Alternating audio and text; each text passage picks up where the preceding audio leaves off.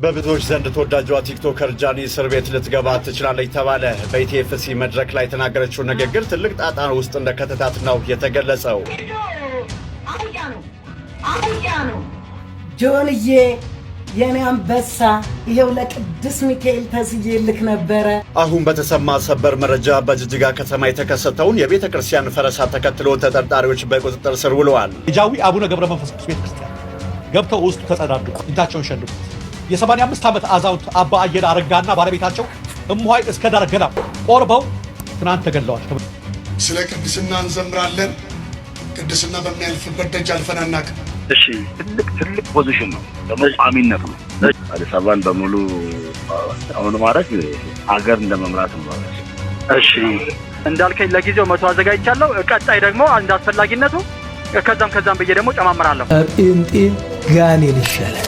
ሰላም እንዴት ናችሁ? በድጋሜ በአዳዲስ መረጃዎች ተመልሼ መጣሁኝ። ታዋቂዋ ቲክቶከር ጃኒ ገብሩ የአባይ ቲቪ ጋዜጠኛ በሰይዶ ላይ ለጠየቀቻት ጥያቄ የሰጠችው መልስ ሊያሳስራት እንደሆነ ተገልጿል። ይህ ጉዳይም ብዙሃኑን እያነጋገረ ይገኛል። ሰውን በመሳሪያና በቢላዋ አርዶ የሚጥለው ሳይታሰር የተናገረው የሚታሰርባት ድንቅ ሀገርም እየተባለ ይገኛል። የጆኒ እናትም ጆኒ ልጄ እንዲያሸንፍልኝ ለቅዱስ ሚካኤል ተስዬ ነበረ ሲሉ ተናግረዋል። በጅጅጋ መድኃኔዓለም ቤተክርስቲያንን እያፈረሱት ግለሰቦች በቁጥጥር ስር ውለዋል። ነገር ግን በጅጅጋ መድኃኔዓለም ቤተክርስቲያን ብቻ ሳይሆን እየፈረሰው ጎዴን አለፍ ብለን ቀላፎ በምትባል ወረዳ የሚገኘው ቅድስት ሥላሴ ቤተክርስቲያንም ጭምር እንደፈረሰና ምዕመኑም እየተንገላታ እንደሆነ ቤተክርስቲያኑ ውስጥም ዘግናኝና አጸያፊ ድርጊትም ሲያደርጉበት እንደነበረ በውስጥ መልእክት ደርሶኛል። በተመሳሳይ ሁኔታ በአርሲና በወለጋ ኦርቶዶክሳውያኑ ላይ እየደረሰ ያለው ግፍና ጭፍጨፋ በበለጠ ተጠናክሮ እየቀጠለ ነው። ቤተ እምነቶቻችን ላይም ከማቃጠል ከማፍረስ አልፎ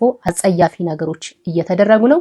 2 አዛውንት ቆርቦ ሲመለሱም እንደዚሁ ተገድለዋል። ፓስተሩ ጋር ወይም የካውንሰሉ ከፍተኛ ጸሐፊ ጋር የተደረገው ድብቁ የስልክ ቅጂም እጃችን ላይ ደርሷል። ይህንን ተከትሎም ሌላኛው ፓስተር እኛ ቅድስናን እንሰብካለን እንጂ ቅድስናን አናውቀውም ሲል ተናግሯል። እነዚህንና ሌሎችንም በዚህ ቪዲዮ በሰፊው የምንመለከት ይሆናል። ለዚህ ቤት አዲስ ከሆናችሁ ቤቱን ሰብስክራይብ፣ ቪዲዮን ደግሞ ላይክ እና ሼር ማድረጋችሁን እንዳትረሱ። በወለጋ ቤተክርስቲያኑን የፋኖች ዋሻ፣ የፋኖች ምሽግ፣ የነፍጠኞች ዋሻ ብለው እንዴት እንዳቃጠሉት፣ እንዴት ሰዎችን እንደገደሉ ለጥቂት ደቂቃዎች እስኪ ግፉን እንመልከት። በእነሱ አጠራር ምስሉ ላይ የምትመለከቱት በኦሮምኛ የተጻፈው ጽሑፍ ወደ ፋኖ ካምፕ ስንገባ ነው የሚለው።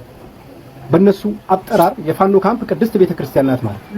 የእነዚህ ሰዎች መሰረታዊ ጥላቻቸው የአማራ ብሔረሰብና የሚከተለው እምነት ነው። በእርግጥ አማራ በመሆኑ ሙስሊምም ሲያገኙ አይምሩ። አማራ በመሆኑ እምነት የሌለውም ቢያገኙ እንኳን አማራ መሆኑ ብቻ ለግድያ ስለሚመቻቸው ሲገሉ አይተናል።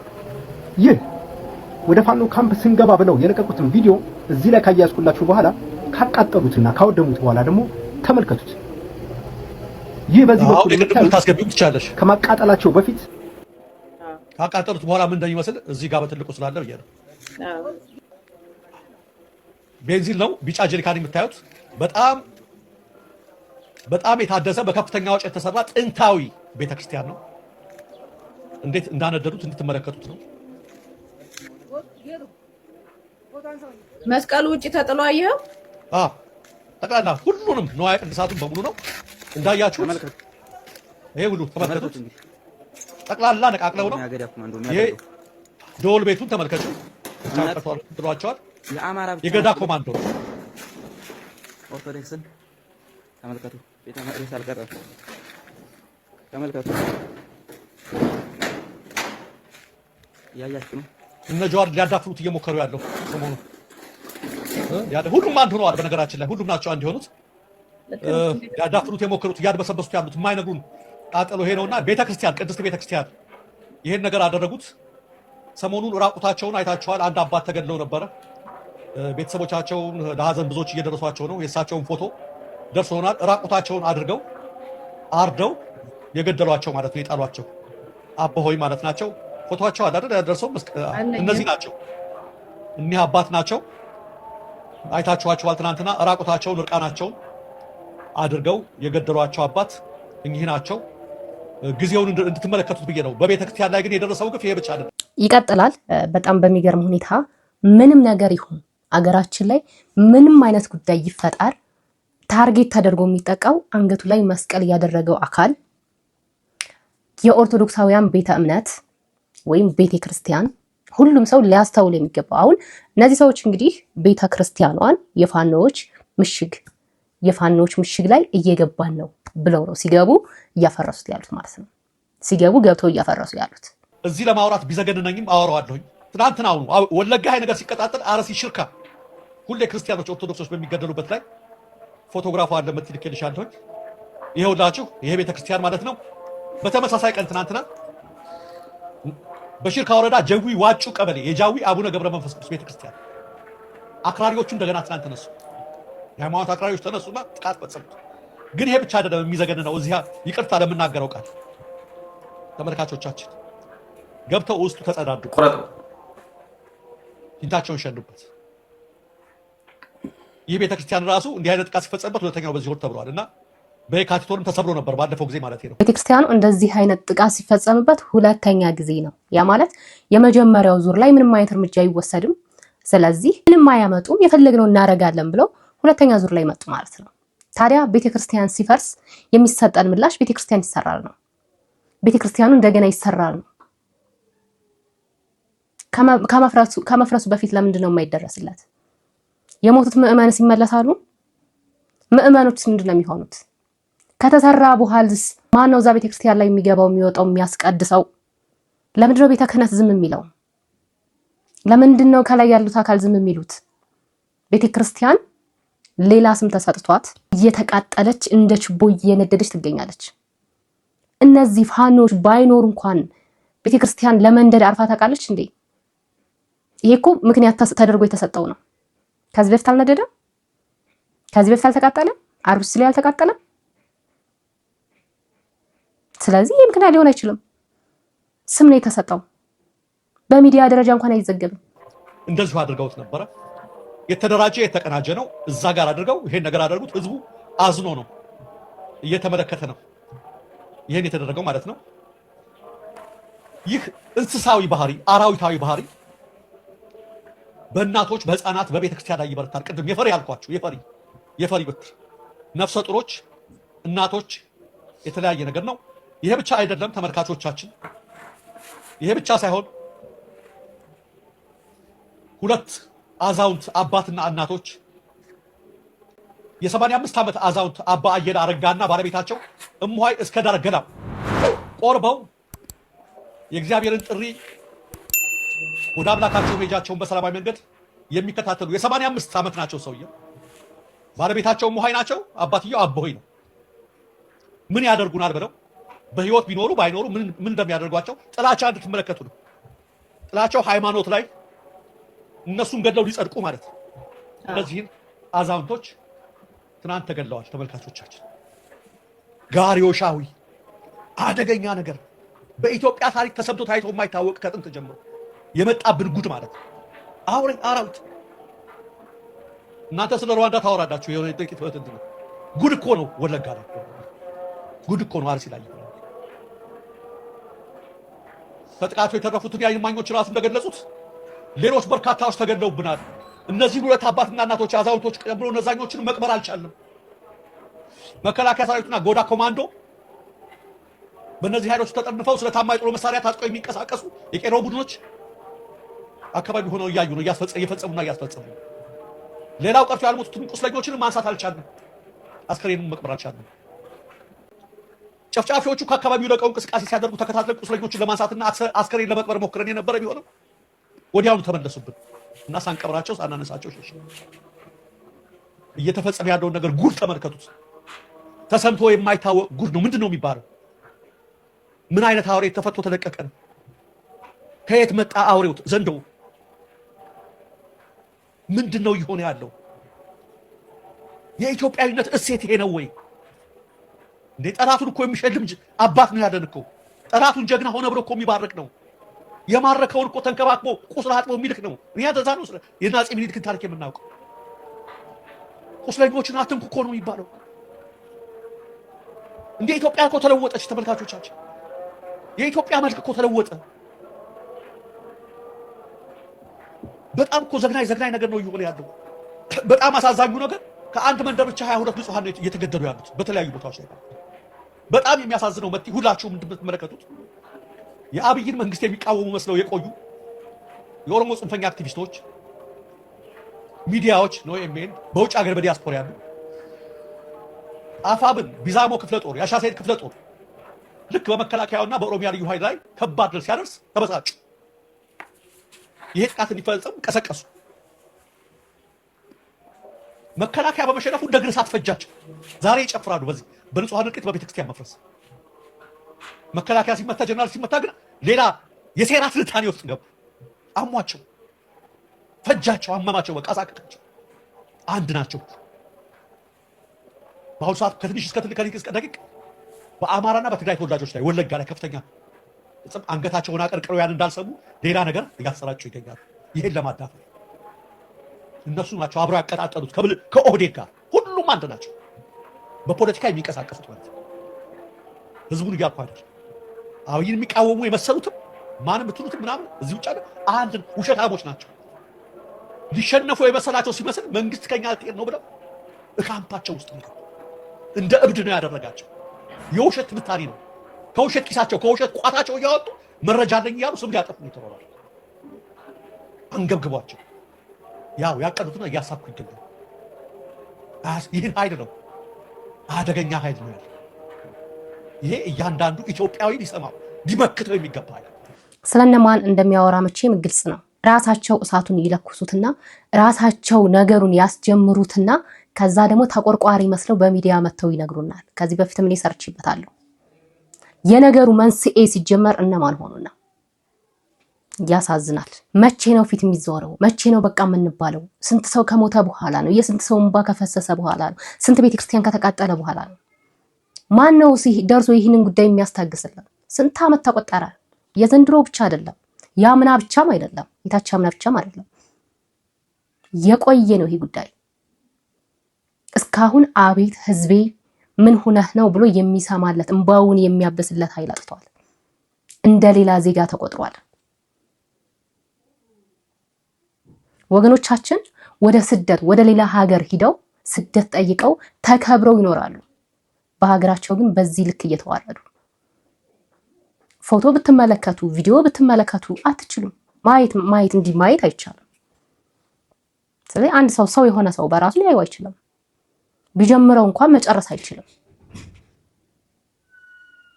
ምን አለ ዩቲዩብ ፈቅዶ አምጥቼ ባሳያችሁ፣ ምን አለ ባያችሁት። ኦፍ ኮርስ ምንም አናመጣም ከመገብገብ ከመቃጠል ውጪ። በየቤታቸው ድፍት ብለው አንድ ላይ እንደ እህት ክምር ተከምረው መቼ ይሁን የሚበቃው?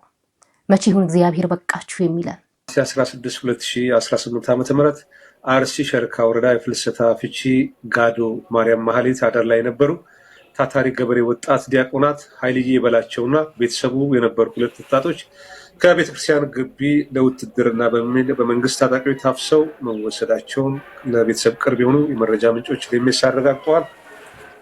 አሁን ላይ ከሌሎች የታፈሱ ወጣቶች ጋር ተጭነው ወደ አሰላ መወሰዳቸውን በሀዘን ገልጸዋል። በአርሲ አካባቢ ዲያቆናትን ነጠላ ያለበሰ ሰው አልቀረም ነው እያሉ ያሉ። እንግዲህ ወዴት ይወስዳል የሚለው እንግዲህ ምናልባት ወደፊት የምናየው ነው የሚሆነው። እንደነገርኳችሁ ነው። ምንም ይሁን ምንም፣ ማንም ይምጣ ማንም፣ ምን የሚደረግ ምንም፣ ታርጌት የሚደረገው አካል ይሄው ነው። ታርጌት የምንደረገው እኛው ነን። እኔ እኮ አንዳንድ ጊዜ ሰው በዚህ ልክ ባለውለታውን እንዴት ይጠላል? ከዚህ በላይ የመጨረሻ ጊዜ የለም እኮ። ከዚህ በላይ ሌላ ዘንዶ እኮ አንጠብቅም። ዘንዶ እኮ ተነስተዋል። እየፈጀን እኮ ነው። ተነስተዋል እኮ እየበላን እየዋጠን ነው። እንደዛውም ብሎ አረካም። ደማችን እያፈሰሰው እየጠጣው ነው። ከዚህ በላይ ዘንዶ ከየት ይመጣል? ስጋ የለበሰ ዘንዶ፣ በአይን የሚታይ ዘንዶ፣ ማንም የማይነካው እንደፈለገ እንደልቡ የሚንጎባለል ዘንዶ እያየነው ነው። ከዚህ በላይ ምንም አንጠብቅ። ከዚህ በላይ አውሬ አንጠብቅ። ጌታ ሆይ ማረን። ጌታ ሆይ ተለመነን። የሚጮህለት አካል እንኳን የሌለው በፊት የሆነ ነገር ኮሽ ሲል ሁሉም ሚዲያ ይጮህ ነበር። የቲክታከር ዜና የሚያቀርቡ ልጆች ሳይቀሩ ይጮህ ነበር። አሁን ግን ጆሮ ዳባ ልበስ ተብሏል። የቤተ ክርስቲያን ነገር የራሷ ጉዳይ ነው ተብሏል። አንድ ሌላ ቤተ እምነት የሆነ ነገር ሆኖ ቢሆን ምን እንደሚባል እናውቀዋለን። አገር አይበቃቸውም። አንድ ግለሰብ የሆነ ነገር ቢሆን እነሱ ነው አገር አይበቃም፣ ይደበላለቃል። ሰማይና ምድር ነው የሚናገው። ምን ነው የኛ ነፍስ በዚህ ልከረከሰ? ምን ነው ሃይባ ያጣ? ምን ነው ልጆቼ የሚለን አጣን? ይህ ጉዳይ ከእግዚአብሔር ዘንድ ካልሆነ በስተቀር ከባድ ነው በእኛ አቅም። እኛም ብንሆን መጮህ ነው አቅማችን፣ እየጮህን ነው። ከዛ የዘለለ ነገር የለም። ብንጮህም እንዳልጮህን እየተቆጠርን ነው። መፍትሄ የለም። እንዲያውም ከመፍትሄው በላይ ጉዳዩ የባሰ ለጆሮ የሚዘገንን ሰምተነው ማናቀው ታሪክ ነው እየሰማን ያለነው። ችለን ዝም ማለት ስለማንችል ብቻ ነው። ስለዚህ ሁሉም ኦርቶዶክሳዊ ይህንን ጉዳይ ነው ብሎ ይህንን ቪዲዮዎች እኛ የምንሰራቸውን ቪዲዮዎች ላይክ እና ሼር ያደረጋችሁ ቪዲዮ ቫይራል እንዲወጣ አድርጉ። ሁሌም እንደምነግራችሁ እነዚህ ድርጊቶች የእናንተን እጅ ብቻ ነው የሚጠይቁት። ከናንተ ምንም የሚቀንሱት ነገር የለም። እኛን ግን ቪዲዮዎቹ ቫይራል እንዲወጡ ቢያንስ ሁሉም ሰው እንዲሰማ አዌርነስ እንዲኖረው ወገኑ ላይ ምን እየተካሄደ እንዳለ እንዲያውቅ ማውቃል ማድረግ እንችላለን። እንደዚህ አይነት ቪዲዮ ሲሰሩ ላይክ እና ሼር ማድረጋችሁን እንደ ድምጽ ቆጥራችሁ ማድረግ ይኖርባችኋል። አሁን በተሰማ ሰበር መረጃ በጅጅጋ ከተማ የተከሰተውን የቤተ ክርስቲያን ፈረሳ ተከትሎ ተጠርጣሪዎች በቁጥጥር ስር ውለዋል። የሶማሌ ክልል መንግስት በጉዳዩ ላይ ጠንከር ያለ መግለጫን ሰጥተዋል። የሶማሌ ክልል መንግስት ድርጊቱን በጽኑ እንደሚኮንን ገልጾ ጉዳዩ ጥቂት ህጋዊ አካሄድን ያልተከተሉ ግለሰቦች የፈጸሙት መሆኑን አሳውቀዋል። እንደ ክልሉ መግለጫ ከሆነ መቃኞ ቤተ ክርስቲያኑ የነበረበት ቦታ በግለሰብ ስም የተመዘገበ የግል ይዞታ ነው። ይሁን እንጂ ህግን ባልተከተለ መልኩ ፈረሳውን ያከናወኑ ተጠርጣሪዎች በአሁኑ ወቅት በፖሊስ ቁጥጥር ስር ውለው ምርመራ የተደረገባቸውም ይገኛል። በአሁኑ ወቅት የክልሉ ጸጥታ ቢሮ፣ የከተማ አስተዳደሩና የሃይማኖት አባቶች በቅንጅት ችግሩን ለመፍታትና ህግን ለማስከበር እየሰሩ መሆኑም ነው የተገለጸው። ብዙ ጊዜ አይታችሁ ከሆነ የሚሰጠን ምላሽ እንደው የማይገናኝ ነው። ምክንያቱም በተመሳሳይ ሁኔታ እዛው ክልል ላይ ስላሴ ቤተክርስቲያን አፍርሰዋል። ሚዲያ የሌለው ሚዲያ ሽፋን ያላገኘው ቤተክርስቲያን ለምሳሌ ሰሞኑን በጅጅጋ መድኃኔዓለም ቤተክርስቲያን ሲፈርስ አይተሻል። በጅጅጋ መድኃኔዓለም ብቻ አይደለም የፈረሰው። ጎዴ ጅጅጋ አልፈሽ ጎዴ ያለ ሶማሌ ክልል ውስጥ ከጎዴ ደግሞ ወጣ ብለሽ ቀላፎ የምትባል ወረዳ አለች። በዛ ወረዳ ላይ የቅድስት ስላሴ ቤተክርስቲያን እንደዚሁ ፈርሷል። ህዝበ ክርስቲያኑ በጣም ጭቆና ላይ ነው ያለው። ገብቶሻል አይደል? የእርኩሰታቸው ብዛት ኢቭን ቤተክርስቲያኑን አፍርሰው ቤተክርስቲያኑን የእስላም ቄራን ያደረጉት ቤተልሔሙን መጸዳጃ ቤት ነው ያደረጉት። ለማውራት ራሱ ይዘገንናል። ምእመናኑ በጣም እየተሰቃየ ነው እዛው ክልል ላይ። በሄድንበት እየተሳደድን በሄድንበት አንገታችን ላይ ማህተብ ስላለ ብቻ እየተሸማቀቅን አንገታችን እየደፋን እስከ መቼ ነው የምንዘልቀው?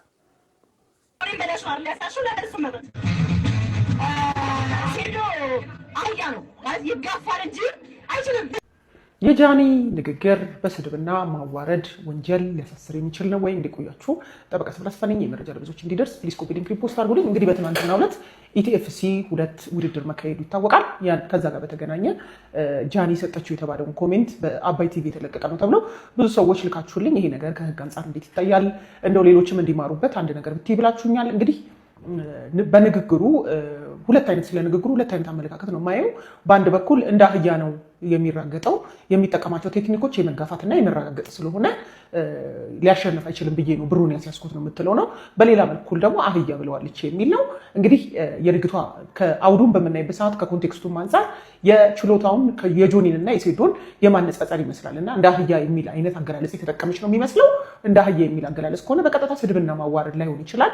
እነኚህ ሰዎች ፐብሊክ ፊገር ናቸው። ውድድሩም ፐብሊክ በመሆኑ በዛ አግባብ የተሰጠ ኮሜንት አስተያየት ነው እና ኢንቴንሽናሊ የልጁን ክብርና ስም ለማዋረድ አይደለም፣ ወንጀል አይደለም ሊባል ይችላል። ነገር ግን ሴዶ አህያ ነው የሚል በቀጥታ እንደዚህ የልጁን ክብር የሚያዋረድ አይነት ቀጥታ የሆነ አህያ ነው የሚል ቃል ተጠቅማ ከሆነ ግን ይሄ ነገር ምንም በኢፌዴሪ ወንጀል ሕግ 615 መሰረት እንደ ስድብና ማዋረድ ተቆጥሮ በቀላል እስራት በ3 ወር ድረስ ሊያስቀጣ የሚችል ነው። እንዲህ ያሉ ድርጊቶች እንግዲህ ጃኒ ይህንን ተግባር ፈጸሙ የሚባሉ ሰዎች ለምሳሌ ጉዳዩ ወደ ሕግ ቢሄድ በይፋ ይቅርታ በማለት የወንጀል ተጠያቂነቱን ማስቀረት ትችላለች። እንዲሁም ደግሞ ሴዶ ይሄንን ነገር ሲሰማ ለምሳሌ ወጥቶ ተመጣጣኝ የሚባል የአጸፋ ምላሽ የሚሰጥ ቢሆን ፍርድ ቤቶች ይሄንን ከግምት ከተው እሷ እንዳትጠየቅ ሊያደርጉ ይችላሉ። ዋናው ነገር ግን ምንድነው በደንብ ታዋቂ የሆንን የህዝብ ተደማጭነት ተጽዕኖ መፍጠር እየጀመረን ስንሄድ በሚዲያ የምናደርጋቸው ንግግሮች መጠንቀቅና ማስተዋል ይገባል። ሌላውን ብዙ ወጣቶችም ይሄንን ነገር ስለሚከታተሉ እንዲሁም ደግሞ አባይ ሚዲያም ይሄንን ነገር መቁረጥ ይቻል ነበረ። እንደዚህ የሰዎችን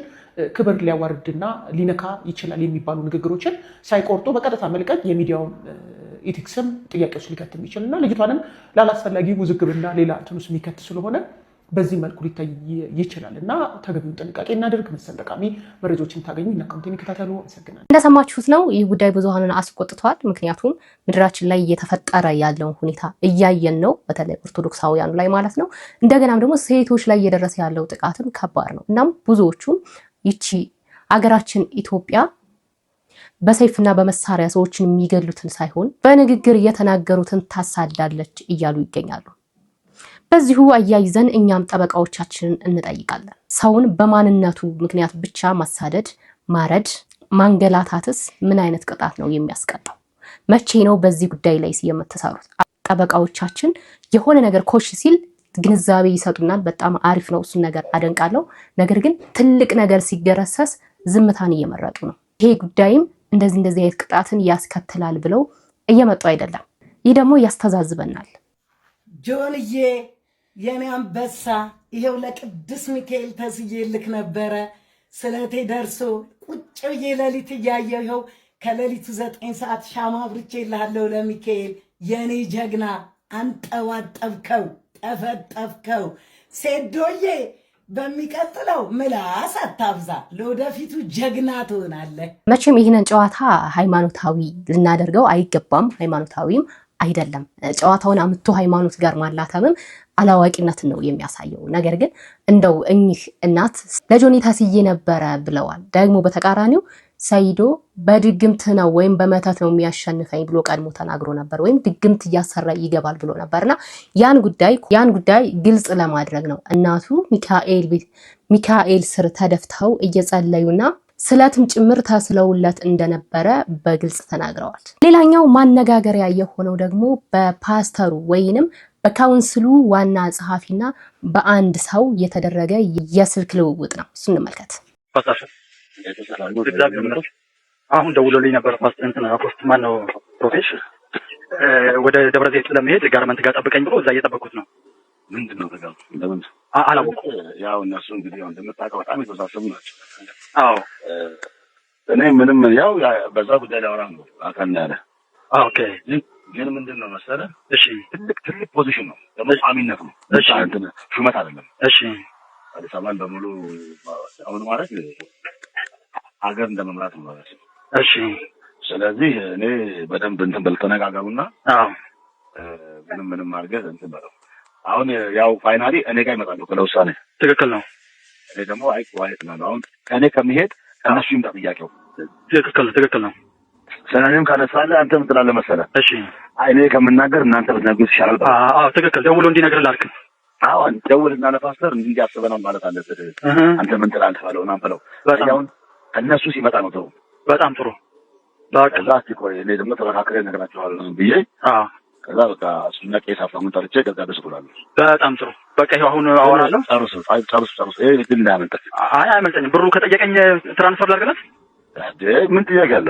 በቃ አሁን ከጠየቀኝ እኮ እሱን የሚመለከተው ነው አይደለ? ግን እሱ ብቻ አይመስለኝም። አሁን ሌሎችንም እያስተባበረ ያለ መሰለኝ። እሺ ዝም የማታ ሰምታ። ስለዚህ ኃላፊነቱን ይወስዳል። እንዴ በቃ ዲቴል ጸሐፊው አሁን ኦኬ፣ እሱ ነው ጸሐፊው ዋናው። ማተም ራሱ እሱ ጋር ያለው። ኦኬ ግን አሁን እንደነገርኩህ ያው እንግዲህ 1 3 4 ምናምን ናቸው መሰለኝ። እሺ በዚህ ጉዳይ ላይ የሚወስኑት። እሺ ለዛ መሰለኝ አሁን በአካል እንገናኛለን እና አውራው ዝም ብለህ ሌሎችም ያግዙሃል። እንደዛ ነው እንዳታደርግ። ለዛችሁን እንትኗ ላይ ያወሩ ነው የሆነች ነገር ላይ ዝም ብዬ ያለኝ መረጃ ማለት ነው። ማታ በጣም ሲከራከሩ ነበር አሉት። የሆነ ሰው አሉ ወሬ ሰጥቼ ነው 5 ልስጣችሁ ምናምን ብሏል አሉ። እሺ ይገርማል። እና ሰው ምንድነው አየህ ነገ መልሶ በሆነ በኩል እንደሚያገኘው ያውቃል፣ ይታወቃል። አዎ ብሏቸው ወስነው ነበር አሉ። እሺ ሌሎች ናቸው። መስፍን አልነበረበትም። ሌሎቹ እንደዛ ወስነው በኋላ ላይ መስፍን እሱ ጋር ደውሏል መሰለኝ ሚራክል ደውሎ ነው ባለፈው። በቃ ስለዚህ አሁን አይ የሆነ ሰው ነው ይደውሉልኛል መጀመሪያ ከእሱ ጋር ላውራ ምናምን ብሎት መሰለኝ። ስለዚህ አንተ አሁን ዝም ብለህ ስማውና ሚራን በቃ እንግዲህ የምትችለውን የምታደርገው ደግሞ ከመስለው ላይ አትሞት መሸስ እንደዛ ነገር ያው ይሄም ያው የወር ደመወዝ ነው ታውቃለህ፣ ሁሉንም ነገር ይሄንንም ፖዚሽኑ መሰለህ እግዚአብሔር ይሄን ቦታ ተሰጣለህ በኢየሱስ ስራ እንዳይመስልህ። ያው እንደ እግዚአብሔር አንተን ሰጥቶኛል፣ እየተመካከርን እንሰራለን። እንግዲህ ስራ እንዳይመስልህ በቃ በጣም ብዙ ስራ የምትሰራበት ነው። ማዕት ስራ የምትሰራበት ነው። ማዕት በጣም ጥሩ እና ፖዚሽኑ ትልቅ ነው። ገንዘብም በጣም ታገኛለህ። እሺ ስምም ደግሞ ጥሩ ነገር ስም ራሱ ትክክል ነው። እኔ አሁን ከነቢያት ቸርች መውጣት ፈልጋለሁ። ይገርማል ፓስተርዬ። ወጣ እንደውም አንተ የምታደርገው ታውቃለህ ምንም እንደማከም ነገር ምንም አይጠቅምም የቸርች ፕላንት ማለት ነው። እሺ አንተ አጥታው እዚህ ልካልክ በኋላ ወደ አንድ ነባር ቸርች ላይ አባል ነገባል። አንድ ነባር ቸርች ላይ ከፈለክ ዝም ብለህ አባል ነው ትገባለህ። አሁን ለጊዜው ለዚህ የነ እስራኤል ጋር ህብረቱ አንድ ሰው እንሰዳርገህ አንድ ሰው ታስቀምጥላቸውና አንተ ወደ አንዱ ቸርች መግባት ነው። ትክክል ነው። ጊዜም የለህም የግል ቸርች ለመምራት በነገራችን ላይ ለመምራት ካልሆነ ደግሞ የራስን አንድ ቸርች ይዘህ ወደ አንድ ህብረት ትገባና በዛም መቆየት ትችላለህ። ትክክል አማራጭ አለ። ብትፈልግ ወደ ነባር ቸርች አባልነት መግባት ነው። እሺ ካልፈለክ ደግሞ የራስን ቸርች እየመራ አንድ ህብረት ላይ አባል ትሆናለህ። ልክ በዚህ በኢንተርናሽናል ፔንቴኮስታል አባል ትሆናለህ። አባል ብቻ ነው። ግን የእስራኤል ዳንሳ ምናምን የሚለው ነገር አቁሜያለሁ። በቃ እኮ ባለፈው ከነሐሴ 50 ማነው ከ30 በኋላ አይጠቅመኝም። ስሙ ራሱ በጣም ከባድ ነው። እዛ ነኝ ማለቱ ራሱ እስራኤል ዳንሳ ጋር ነኝ የሚለውም አይጠቅምም። በቃ ይሁን ለጊዜው እንዳልከኝ ለጊዜው መቶ አዘጋጅቻለሁ። ቀጣይ ደግሞ አንድ አስፈላጊነቱ ከዛም ብዬ ደግሞ ጨማምራለሁ። አንተ ነው በቃ ዝም ብለህ ችግር የለም። በቃ እሺ ፓስተር ያመሰግናለሁ። እንደሰማችሁት ነው እንግዲህ የቱ ያዋጣኛል፣ የትኛው ቦታ ያዋጣኛል፣ ምን ባደርግ ኪሴ ይሞላል፣ የትኛው ፖዚሽን ነው ኪሴን የሚሞላው፣ ከዛውም አልፎ ደግሞ እዛ ፖዚሽን ላይ ለመቀመጥ እንደሰማችሁት ብር ይደራደራል ማለት ነው። ሐሳባቸውም ሁኔታቸውም ምድራዊ ነው የምንለው በምክንያት ነው። እዛ ያላችሁ ደግሞ ምን እየተመካከሩባችሁ ምን እየደገሱባችሁ እንዳለ ተመልከቱ። ሁሉ ነገር ምድራዊ ነው፣ ንግድ ነው የተያዘው። መንፈስ ቅዱስን የሚሸት ነገር የለም። ሰማያዊን የሚሸት ነገር የለም። ኢየሱስ ክርስቶስን የሚመስል ነገር የለም።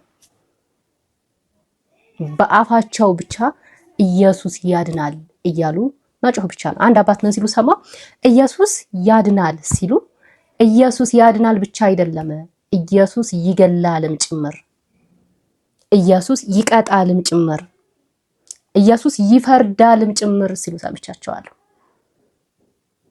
ስለዚህ ንቁ፣ ኪሳችሁን ጠብቁ። ቢያንስ 2 ሞት አትሞቱ። አስተውሉ። እዛ እምነት ውስጥ ምንድነው ጥቅሜ? ሃይማኖት ውስጥ ምንድነው የምሰራው? ማንን ነው እያመለኩ ያለሁት? አምላኬ ጋር እየተገናኘሁበት ነው ወይ? ራሳችሁን ጠይቁ። ብርሃን ሳለላችሁ በብርሃን ተመላለሱ።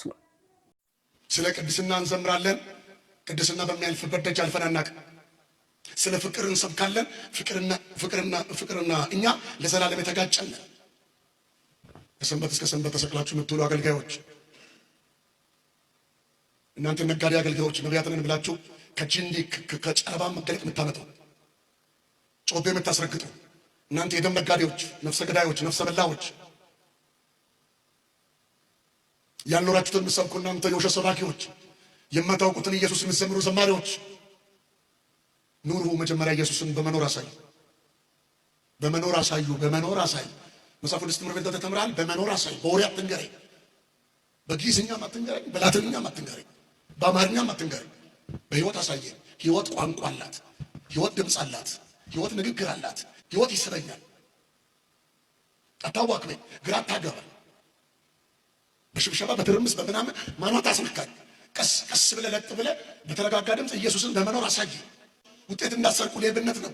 ዝሙትም ውጤት መስረቅም ሌብነት ነው። ኑሩ ቃሉ።